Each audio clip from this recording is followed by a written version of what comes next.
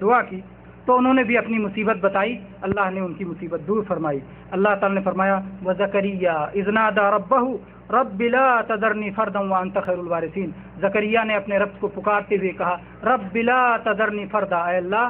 مجھے لاوارث نہ بنا، اکیلے نہ بنا کہ میرا کوئی وارث نہ ہو، اور تو سب سے بہترین وارث ہے، لیکن دنیا میں مجھے اولاد چاہیے، بیٹا چاہیے۔ تو کیسے انہوں نے اپنی شکایت اللہ کے سامنے پیش کی، اور اللہ تبارک و تعالیٰ نے پھر زکریا علیہ السلام کو جو ہے اولاد عطا فرمائی۔ اسی طرح سے میرے بھائیوں، یہ چیز بہت دعا کے ادب میں سے بہت اہم ادب ہے، اور یہ ہم سب اس ادب سے غافل بھی ہیں اور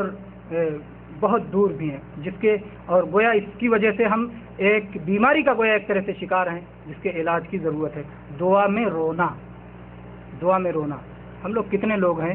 جو دعا میں کبھی روتے ہیں؟ یاد کریں کہ کبھی آنسو آیا دعا میں، ایسا یاد کریں، تو پھر جب دعا کریں تو یاد کریں کہ ہمیں رونا چاہیے دعا کرتے ہوئے۔ اللہ تبارک و تعالیٰ نے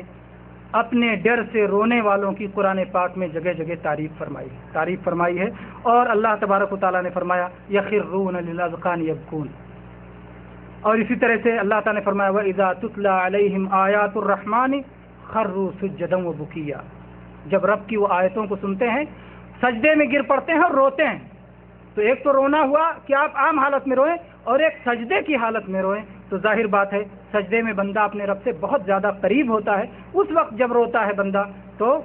اس کی اہمیت کچھ اور ہی زیادہ ہو جاتی ہے۔ چنانچہ آپ وہ حدیث بھی آپ جانتے ہوں گے جو صحیحین میں ابو ہریرہ رضی اللہ عنہ سے مروی ہے کہ 7 لوگوں کو اللہ تبارک و تعالیٰ قیامت کے دن اپنا سایہ نصیب فرمائے گا، جبکہ اور کوئی دوسرا سایہ نہ ہوگا۔ اس میں ایک شخص وہ بھی ہوگا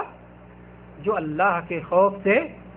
رویا ہوگا۔ یعنی آپ دیکھیں، ایک شخص جو عدل پرور حکمران ہوگا، ایک وہ جوان ہوگا جس کی جوانی اللہ کی عبادت میں گزری ہوگی، ایک وہ شخص ہوگا جس کا دل مسجدوں میں لگا ہوا ہوگا،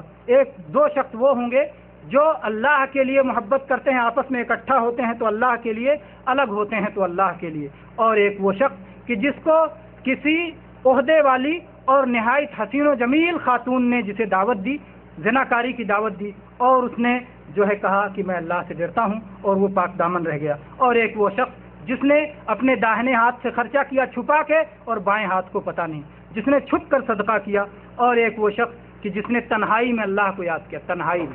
تنہائی میں اللہ کو یاد کیا، اور اس کے بعد اس کی آنکھیں اشکبار ہو گئیں، اس کی آنکھیں بہنے لگیں، آنسو نکلنے لگے، تو یہ بھی سایہ پائے گا۔ اسی طرح سے میرے بھائیوں، صحیح ترمذی میں ابو ہریرہ رضی اللہ عنہ کی حدیث ہے کہ اللہ کے نبی کریم صلی اللہ علیہ وسلم نے فرمایا ہے کہ جو شخص اللہ کے ڈر سے رویا وہ جہنم میں نہیں جا سکتا جب تک کہ دودھ تھن میں واپس نہ چلا جائے۔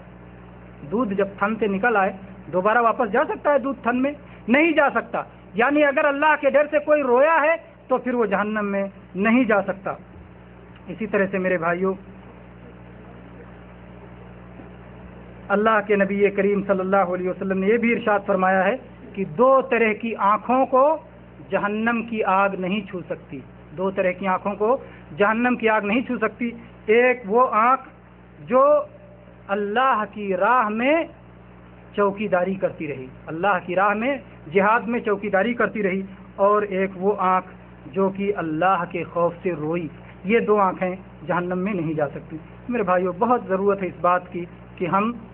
روئیں، رونے کی کوشش نہیں، روئیں، اللہ کے لیے روئیں، اور تنہائی میں روئیں، اللہ تعالیٰ اپنے گناہوں کو یاد کر کے روئیں۔ جب بندہ اپنے گناہوں کو یاد کرتا ہے اور اللہ کے عذاب کو یاد کرتا ہے تو دیکھیں پھر کیسے آنسو نکلتے ہیں۔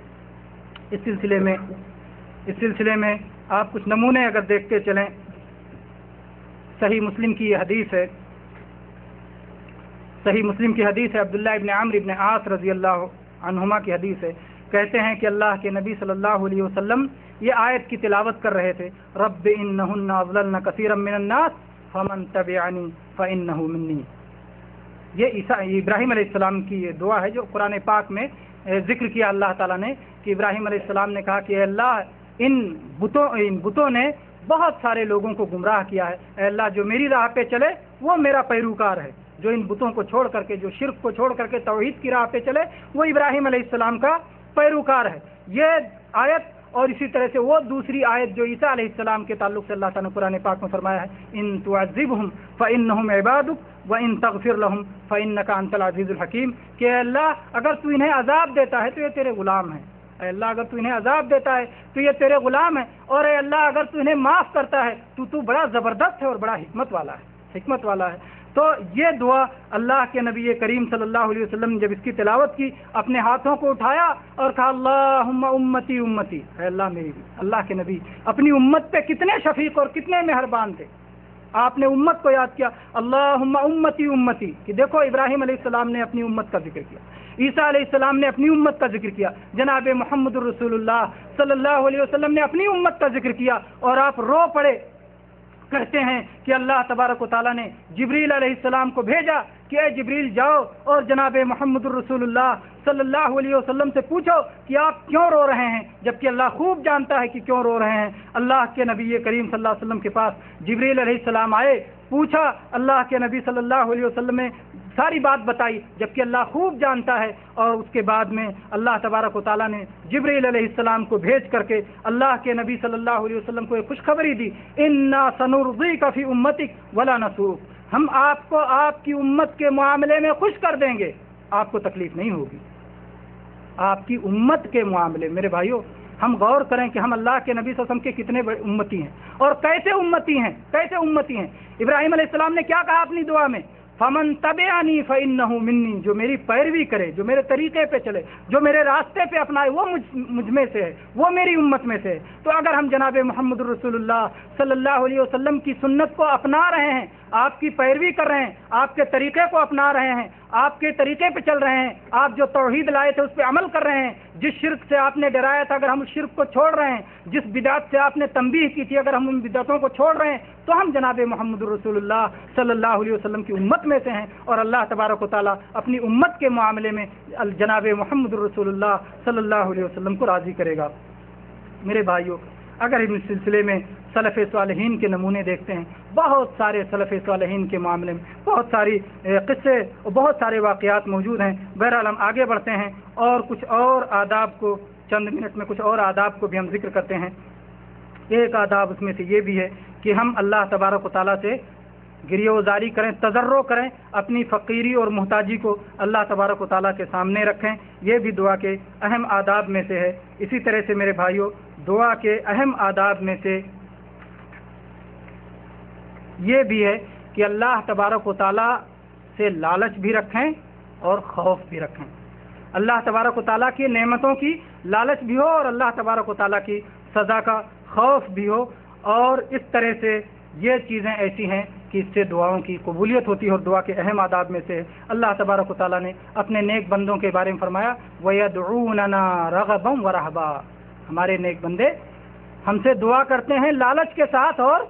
ڈرتے ہوئے بھی، لالچ کے ساتھ اور ڈرتے ہوئے۔ تو یہ دونوں چیزیں، امید رکھنا، لالچ رکھنا اور ڈرتے رہنا، یہ ایمان والے کے دو بازو ہیں، اور ان بازوؤں سے وہ اڑتا ہے، اگر کوئی ایک بازو کٹ جائے گا تو وہ اڑ نہیں پائے گا۔ یعنی امید بھی اللہ سے رکھنی چاہیے اور ڈرتے بھی رہنا چاہیے۔ امید ایسی نہیں کہ ڈھیٹ ہو جائے بندہ، اور خوف اتنا نہیں کہ مایوس ہو جائے، مایوسی کفر ہے، اور جھٹائی یہ اللہ کو سخت، اللہ کی ناراضگی کا سبب ہے۔ تو اتنی نہیں امید کی گناہ کرو اور کہو اللہ کریم، اللہ معاف کر دے گا، نہیں، یہ ڈھٹائی ہے، یہ اللہ سے امید نہیں ہے۔ خوف تو تمہارے پاس کم تو خوف نہیں ہے، تو امید ہو اللہ سے، نیک عمل کرو تو میرا نیک عمل اللہ ضائع نہیں کرے گا، یہ امید ہو کہ میں یہ عمل کر رہا ہوں اللہ میرا عمل ضائع نہیں کرے گا، اور ڈر ہو کہ اگر میں گناہ کروں گا تو اللہ بہت سخت سزا دینے والا ہے۔ لیکن مایوسی نہ ہو کہ میں نے گناہ کر لیا، معافی کیسے ہوگی، نہیں، اللہ تو معاف کرنے والا، میں پلٹ کے جاؤں گا پھر اللہ سے روؤں گا، اللہ معاف کرے گا۔ گناہ ہو گیا تو خوف میں جو ہے امید کا پہلو، جب مایوسی آنے لگے تو امید کا پہلو قریب کرنا، اور جب ڈھٹائی آنے لگے تو ڈر کا پہلو بڑھانا۔ تو ڈر اور خوف یہ دونوں چیزیں یہ ایمان والے کے دو بازو ہیں، اور اس کے ذریعے سے وہ ایمانی فضاؤں میں اڑتا ہے۔ میرے بھائیوں اسی طرح سے دعا کے آداب میں سے یہ بھی ہے کہ ہر حالت میں آدمی دعا کرے، صرف جب مصیبت آئے تبھی دعا نہیں کرے، بلکہ مصیبت میں، نعمت میں، جو ہے سستی میں، چستی میں، پریشانی میں، خوشحالی میں بدحالی میں ہر حالت میں اللہ تبارک و تعالیٰ کو بندہ یاد کرتا رہے اور اس سے دعا کرتا رہے. یہ دعا کے آداب میں سے ہے. اللہ کے نبی کریم صلی اللہ علیہ وسلم نے فرمایا, صحیح الجامع کی حدیث ہے, ابو ہریرہ رضی اللہ عنہ راوی ہیں, فرمایا من سرہ ان یستجیب اللہ لہ عند الشدائد والکرب فلیکثر الدعاء فی الرخاء. جو آدمی یہ چاہتا ہو کہ